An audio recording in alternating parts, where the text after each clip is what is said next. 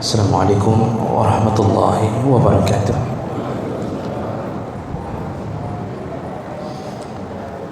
Alhamdulillahi rabbil alamin. Wa bihi nasta'in ala umuri dunya waddin. Asyhadu an la ilaha illallah wahdahu la syarika lah. Wa asyhadu anna Muhammadan 'abduhu wa rasuluhul karim. Allahumma shalli wa sallim ala nabiyyina wa sayyidina al-Mustafa Muhammadin wa ala alihi wa ashabihi ajma'in. Amma ba'd. Rabbi shrah li sadri wa yassir li amri wahlul 'uqdatam min lisani yafqahu qawli. Segala puji bagi Allah, kemudian salawat dan salam kepada Rasulullah, pada keluarga dan seluruh sahabat-sahabatnya. Ya Allah muliakan insyaallah jemaah salat maghrib dan Aisyah, bapak-bapak dan ibu-ibu telah datang karena Allah, dan mudah-mudahan kedatangan kita berbuah pahala di sisi Allah Subhanahu wa taala.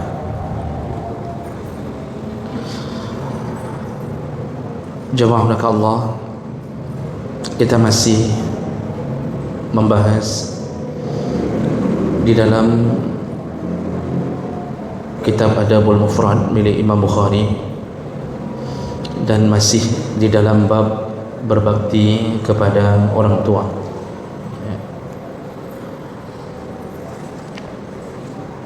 Baik, ini kitab ini berisi dari satu hadis ke hadis yang lain, disusun per bab berdasarkan adab-adab keseharian kita.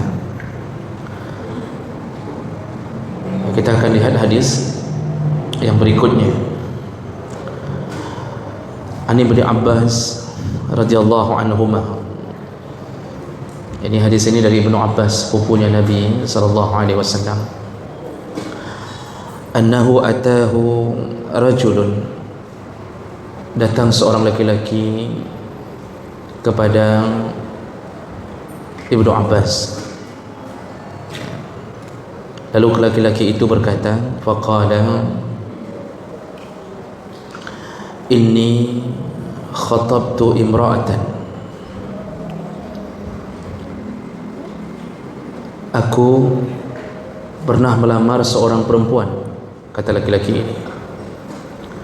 Fa'abat an tankihani, tapi ketika aku lamar, perempuan ini menolak untuk menikah denganku. Wa khatabaha ghairi, setelah dia menolak aku, ada orang lain yang melamarnya. Fa ahabbat an tankihahu, dan ternyata perempuan yang menolak aku itu menerima lamaran dari orang lain. Dia ditolak, tapi ketika laki-laki lain datang, diterima. Sering terjadi ya Bapak Ibu dalam kehidupan kita. Waktu kita lamar ditolak gara-gara kita cuma CPNS. Kalau PNS yang lamar diterima. Dan mungkin akan terjadi kepada anak-anak muda kita yang akan duduk di sini.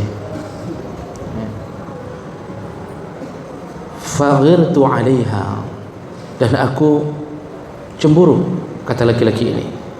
Aku cemburu, aku benci, aku cemburu. Kalau bahasa kita, laki-laki ini pala. Aku pala, kata dia. Lalu apa yang aku lakukan? Dia cerita, dia masih bercerita ini. Faqataltuha, aku bunuh perempuan itu. Ini mohon jangan ditiru pada mereka yang pernah ditolak. Dia menceritakan keadaan dirinya setelah ditolak, perempuan diterima orang lain, lalu dia cemburu dan dibunuhnya perempuan itu. Jadi yang mungkin maksudnya jangan satu pun mendapatkan perempuan itu. Kalau saya nggak dapat, yang lain pun jangan dapat. Nah, pertanyaannya dari laki-laki ini, fahal li min taubah. Nah, laki-laki ini bertanya, apakah aku masih bisa bertaubat? Apakah aku masih diterima taubatku? dengan kubunuh seorang perempuan yang menolak lamaranku. Nah, jadi ini selanjutnya diceritakan jawaban Nabi walaupun dari Ibnu Abbas, tapi laki-laki ini bertanyanya kepada Nabi. Ibnu Abbas yang menceritakan kisah ini. Qala, lalu Rasulullah berkata, ummuka hayyah. Jadi waktu ditanya apakah aku masih diterima taubat, Rasulullah cuma bertanya, ibumu masih hidup? Ditanya apa masih terima taubat, pertanyaan Nabi, apakah ibumu masih hidup? Qala, la, kata dia, tidak ada lagi, ibu sudah meninggal. Qala, lalu Rasulullah berkata, tuba ila Allah azza wa jalla wa taqarrab ilaihi mastata'ta. Bertobatlah engkau kepada Allah dan mendekatlah, wa taqarrab ilaihi mastata'ta, semampu engkau. Ini tadi Nabi mengatakan ini setelah si laki-laki menjawab bahwa ibunya sudah tidak ada lagi. Kata Rasulullah, kalau begitu bertobatlah engkau kepada Allah, teruslah mendekat dan semampu engkau. Fazahabtu. Jadi laki-laki ini kemudian mengatakan, aku pergi setelah Rasulullah mengatakan itu. Fa'sa'altu Ibnu Abbas. Setelah itu barulah aku menemui kembali Ibnu Abbas. Lalu aku bertanya kepada Ibnu Abbas, lima sa'altahu an hayati ummih. Kenapa Rasulullah bertanya? Jadi waktu dia bilang aku ingin, apakah aku masih terima taubat, kenapa Rasulullah malah bertanya tentang ibunya masih hidup atau tidak? Disitulah Ibnu Abbas menjelaskan, maksudnya laki-laki ini bingung, mau taubat kok ditanya masalah ibu masih hidup. Faqala, Ibnu Abbas menjawab, maksudnya dia tanya sama Ibnu Abbas, apa maksud Rasul? Lalu berkatalah Ibnu Abbas, inni la a'lamu amalan aqrabu ila Allah azza wa jalla min birril walidah. Yang aku tahu, kata Ibnu Abbas, tidak ada amalan yang paling bisa mendekatkan kita kepada Allah, tidak ada amalan yang bisa melebihi dekatnya kita kepada Allah kecuali kita berbakti kepada orang tua. Jadi ini hadis ini. Jadi Bapak Ibu kalau mendengarkan hadis dari kitab ini, itu nggak ada riwayat lain, semuanya dari Bukhari, karena kitab ini memang langsung dikarang oleh Imam Bukhari, hadis yang beliau pilih ini.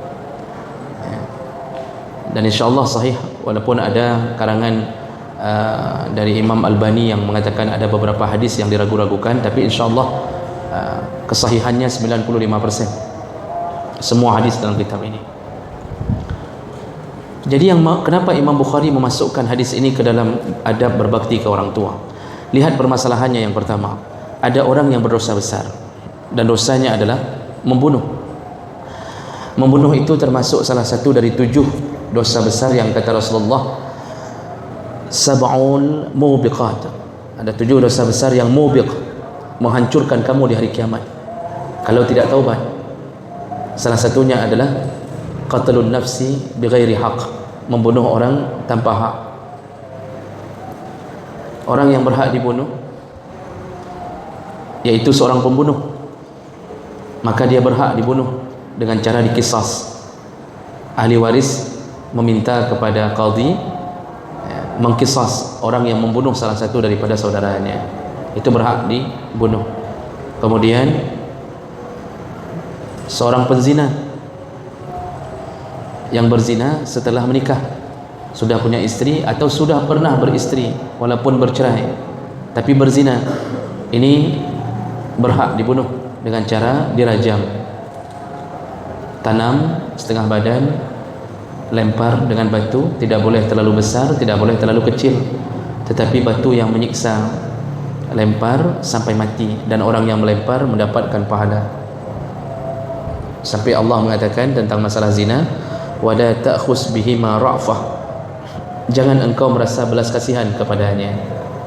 Karena biasanya ada orang enggak berani lempar. Kenapa? Sayang hai baik kapoh ni. Kapoh dah, apa pukul sekali. Kita kan dulu juga berzina juga, begitu kata dia. Kata Allah, jangan sayang, ambil batu lempar, jangan sayang. Dan berikutnya murtad itu setelah disuruh bertaubat 3 hari, istitabah, kalau nggak mau taubat juga penggal kepalanya, taubat. Taubat baru aman, tidak taubat penggal kepalanya, itu murtad. Kenapa orang murtad disuruh bunuh? Agar tidak menjadi fitnah bagi yang lain. Karena kalau orang murtad tidak dibunuh,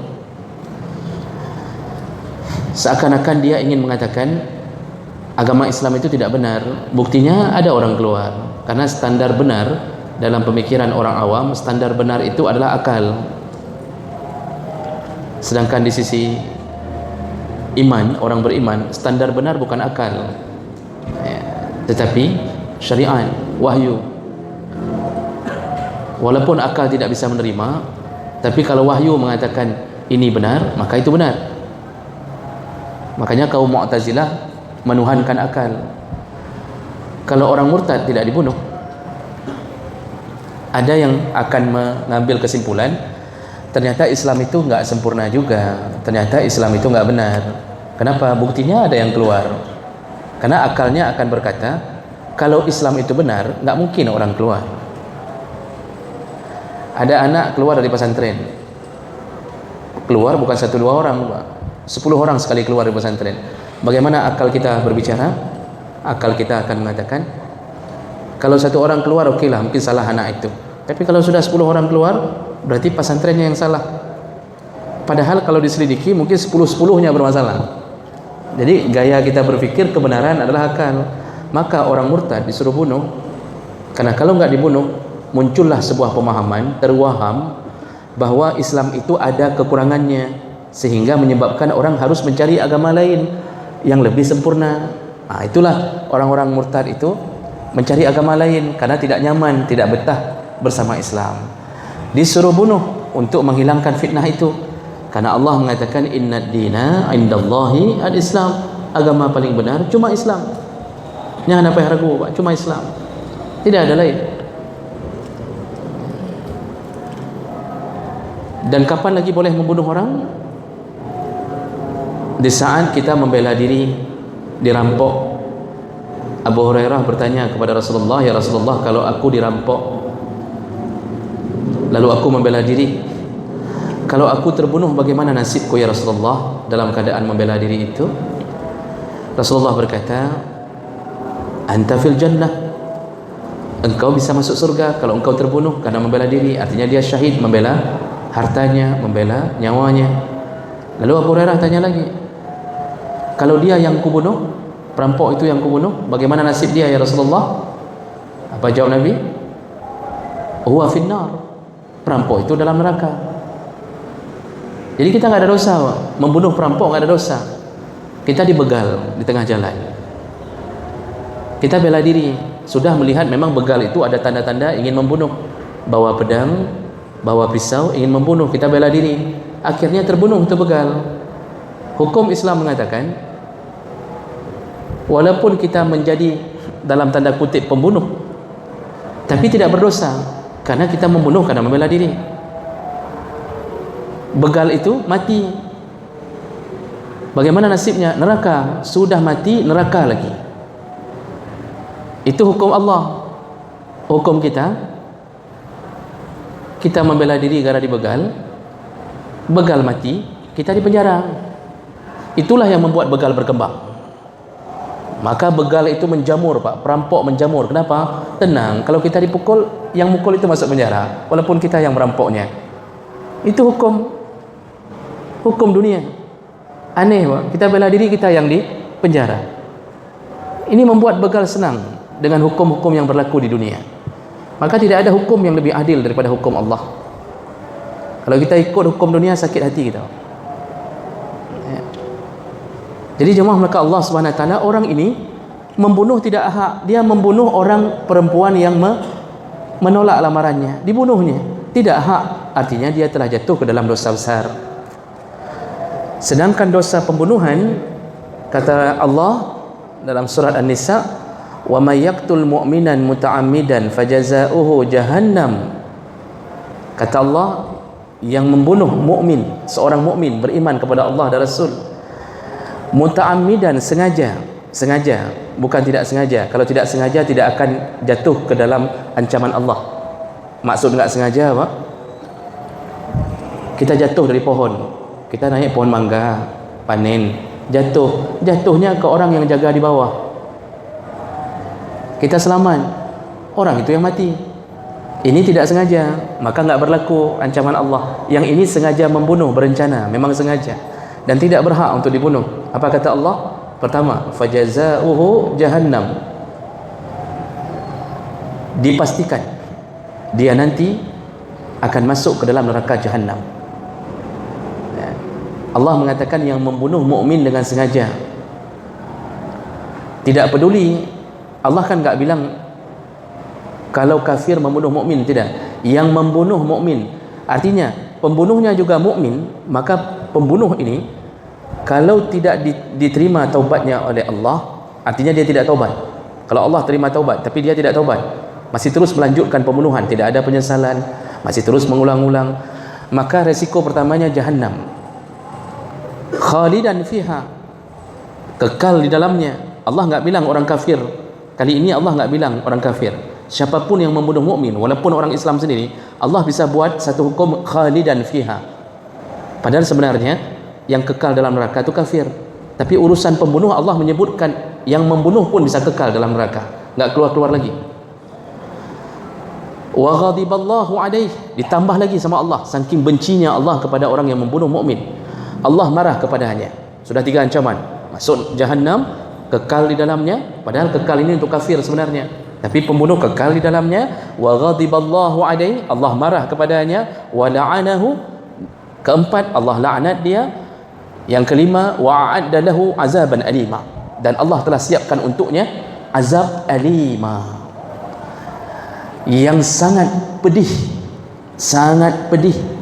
Jadi bahasa Arab itu kalau sudah pakai dengan bunyi fa'ila, ya, rahima, itu disebut isim mubalaghah. Tidak ada lagi di atas itu. Kalau sifat Allah disebut rahim, alim, itu sudah bermakna enggak ada orang yang lebih penyayang daripada Allah. Innallaha alima, Allah itu alim. Alim itu maha mengetahui segala-gala. Kalau dah pakai alima, itu alimun, enggak ada lagi yang lebih alim, dia ada yang lebih mengetahui. Kali ini dipakai untuk siksa, alima, bukan alima, siksa bagi si pembunuh. Pedih sekali, kata Allah, pedih sekali.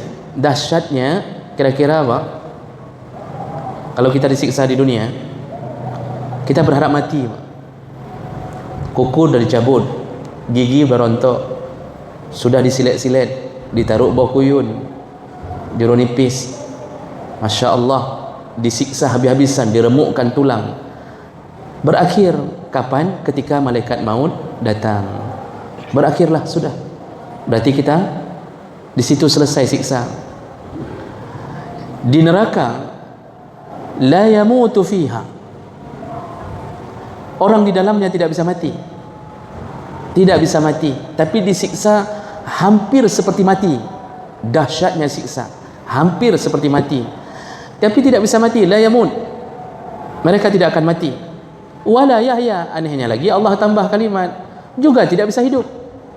Enggak bisa mati, enggak bisa hidup. Apa maksudnya? Kondisi fisiknya tidak bisa mati, tetapi dia juga begitu hampir-hampir mati, disempurnakan lagi jasadnya oleh Allah, disiksa lagi.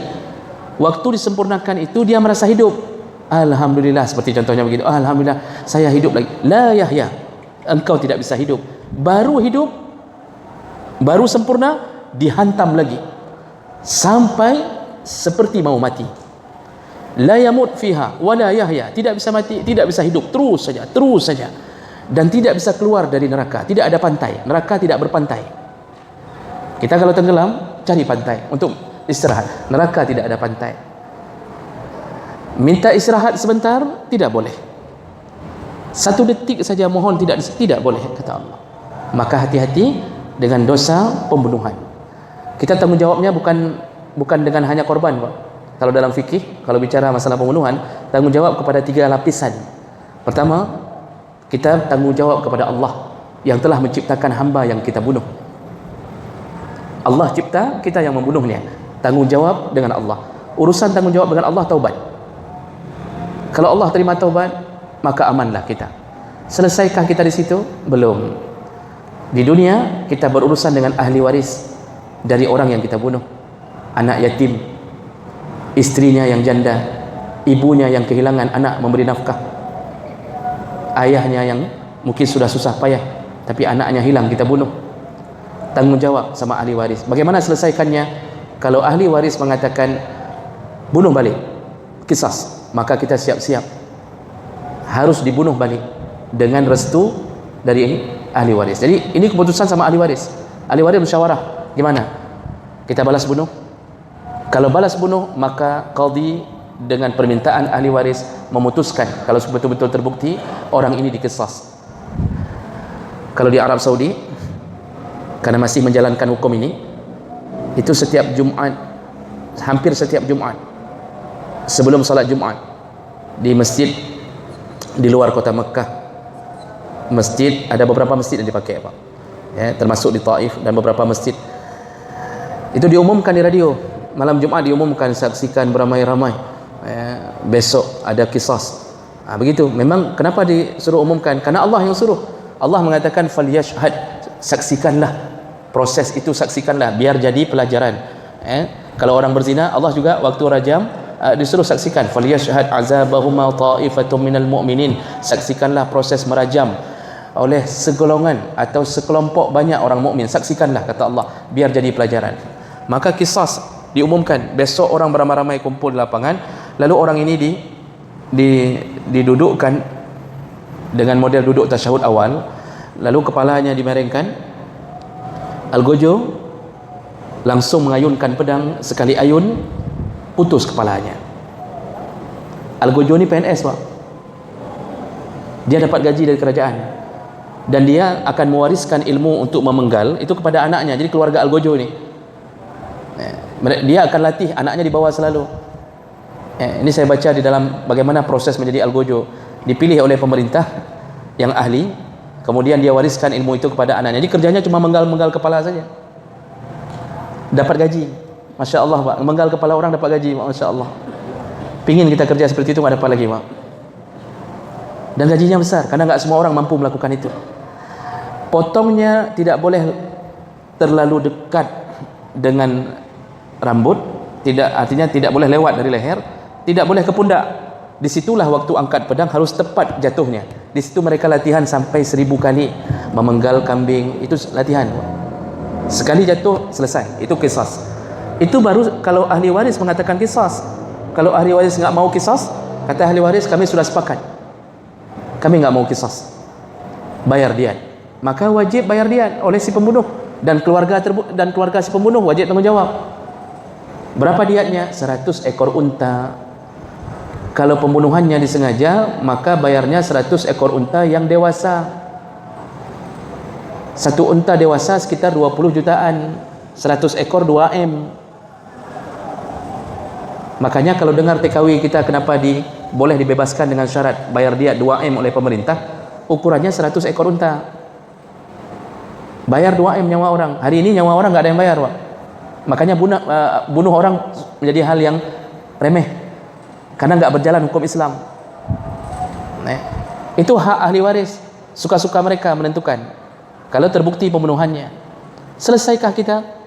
Bukan dengan dikisas kita sudah lepas daripada dosa, karena dosa itu baru lepas kalau kita diterima taubat oleh Allah. Jadi ini apa ini dengan ahli waris ini? Ini adalah urusan membayar hukuman. Bukan berarti dengan dikisas kita sudah lepas dosa. Dosa kalau nggak taubat tetap dosa. Selesaikah kita? Belum. Kita nanti berhadapan dengan satu orang lagi, yaitu korban yang kita bunuh. Begitu. Kapan kita jumpa? Di akhirat. Di akhirat kita jumpa dengan dia. Kalau taubat kita diterima Allah, maka yang akan terjadi berdasarkan sunnatullah,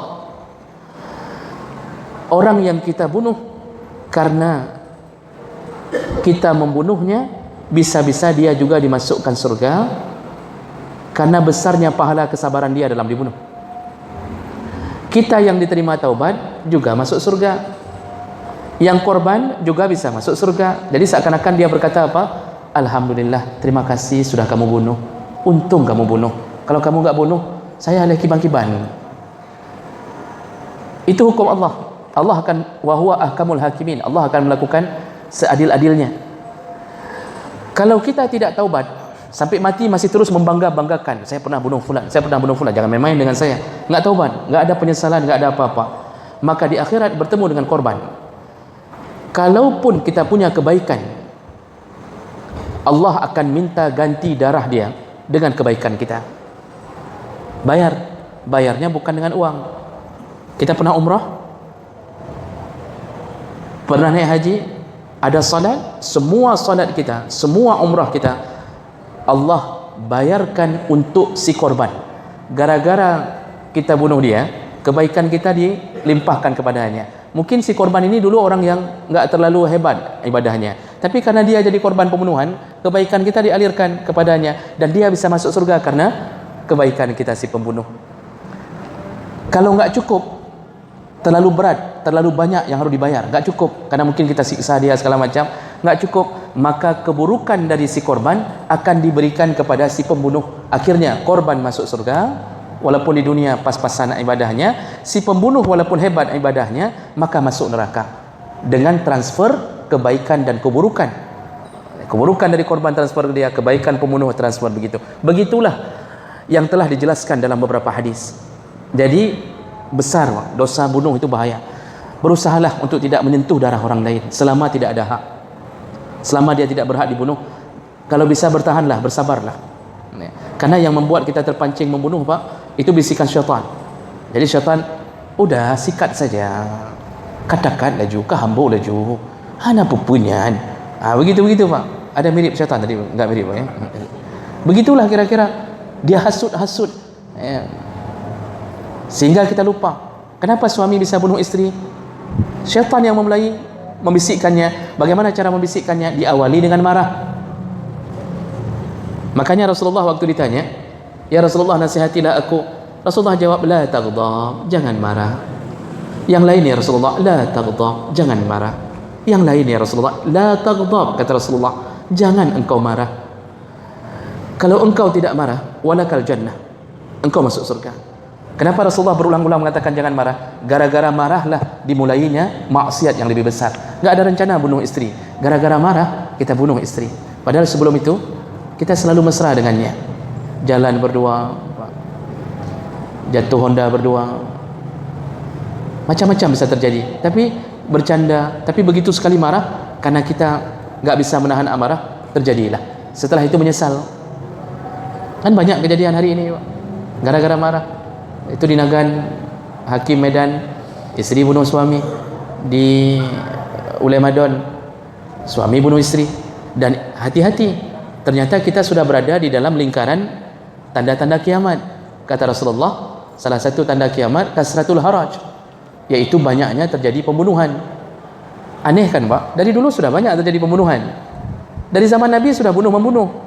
Jahiliyah sudah bunuh-membunuh, bahkan lebih parah lagi. Zaman Nabi cuma bedanya orang Islam bunuh orang kafir bunuh orang Islam. Dalam perang bunuh-membunuh. Kok jadi tanda kiamat? Ditanya sama sahabat, ya Rasulullah, kok tanda kiamat banyaknya bunuh? Kan sudah biasa terjadi bunuh-membunuh.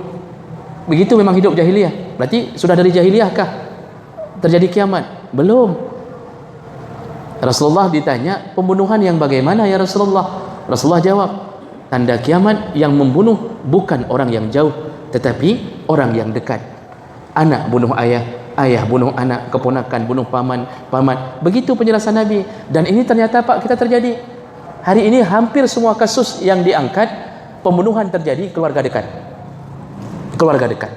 Sepupukah, orang yang pernah kita pelihara, kita tinggal di rumah kita, orang dekat. Dan ini terjadi terus-terusan, berulang-ulang. Dan kita sebenarnya hampir mendekati hari kehancuran. Jadi jemaah maka Allah, itu urusan masalah bunuh, dosanya besar. Cuma laki-laki ini ada rencana taubat. Dia bertanya, apakah saya masih diterima taubat dengan dosa saya bunuh orang? Pertanyaan ini tentunya pertanyaan orang yang menyesali kasus ini. Apa jawab Nabi? Nabi menjawab, ibumu masih hidup? Ketika dia jawab, tidak ada lagi ya Rasulullah. Kalau begitu taubat sama Allah, mendekatlah ke Allah. Karena dia jawab tidak ada lagi orang tua, maka Rasulullah mengatakan taubatlah sekuat-kuatnya kepada Allah. Seandainya dia jawab ibunya masih ada, maka lihat kalimat Ibnu Abbas. Kata Ibnu Abbas, kan tadi laki-laki itu nemui Ibnu Abbas, tanya, kok Rasulullah saya tanya taubat, kok nanyanya ibumu masih ada? Apa nih, hubungannya apa dengan ibu? Apa jawab Ibnu Abbas? Ibnu Abbas sepupu Nabi, umurnya terpaut jauh dengan Nabi, tapi sepupunya, karena Abbas paman Nabi.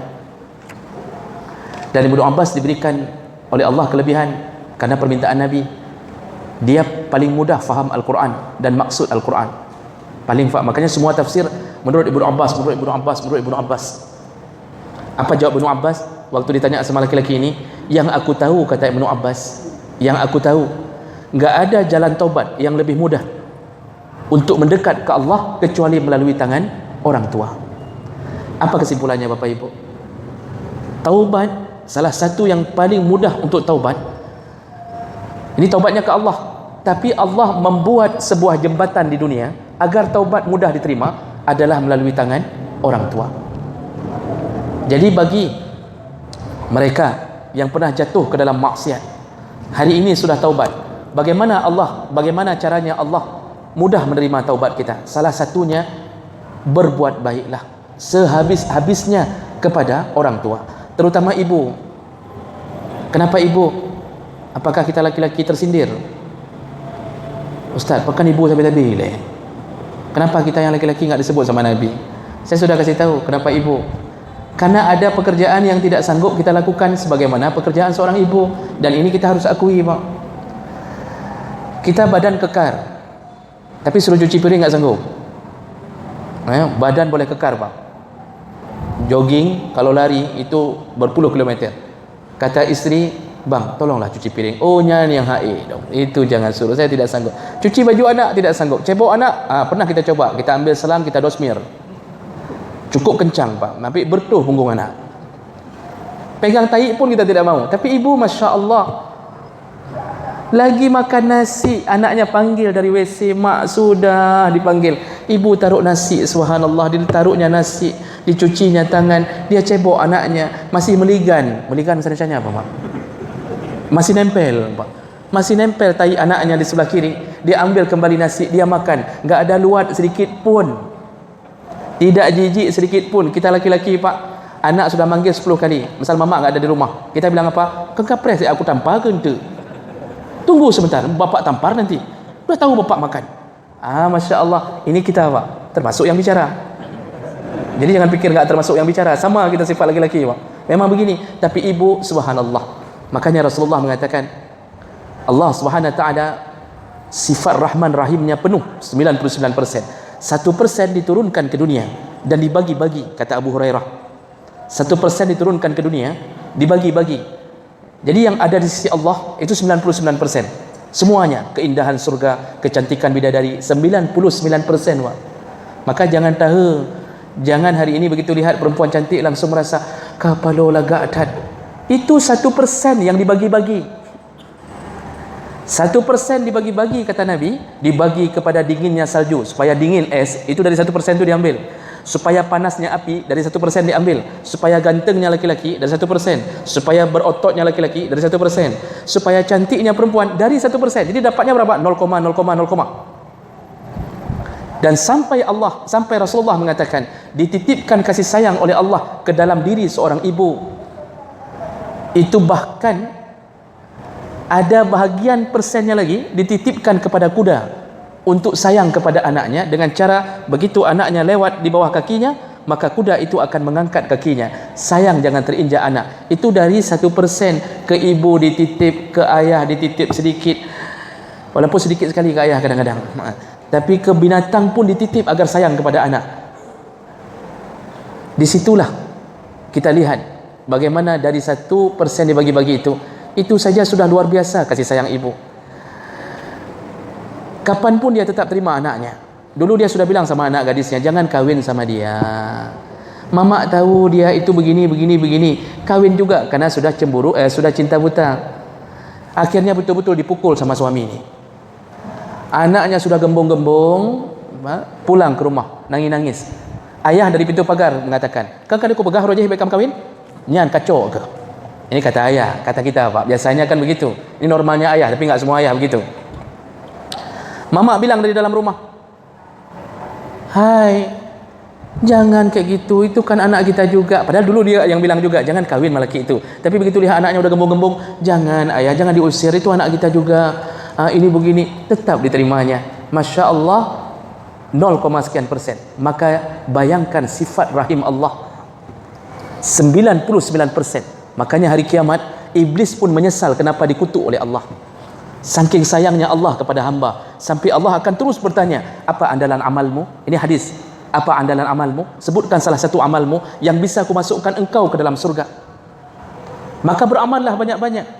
Apapun, satu karpet pun boleh ke masjid untuk jadi andalan kita di hadapan Allah. "Ya Allah, pernah saya sumbangkan satu karpet, ya Allah. Itu pun enggak cukup 50.000, ya Allah." Dibantu oleh orang lain. Itu pun jadi. Lampu pun jadi. Lampu jalan pun jadi. Beli sandal ke kamar mandi pun boleh. Nyangka kerit dah. Begitulah Allah terima taubat dari jembatan kasih sayang Allah melalui bakti kepada orang tua. Maka yang ingin bertaubat, berbuat baiklah kepada orang tua. Mudah bagi Allah terima taubat. Pelihara mereka sampai meninggal dunia. Allah akan terima kita, Bapak. Baik, saya pikir belum azan. Saya mau kasih waktu untuk pertanyaan. Rupanya sudah azan, Pak ya. Masya Allah. Apa boleh buat? Ya. Kalau saya bicara memang lupa waktu memang biasanya, Pak.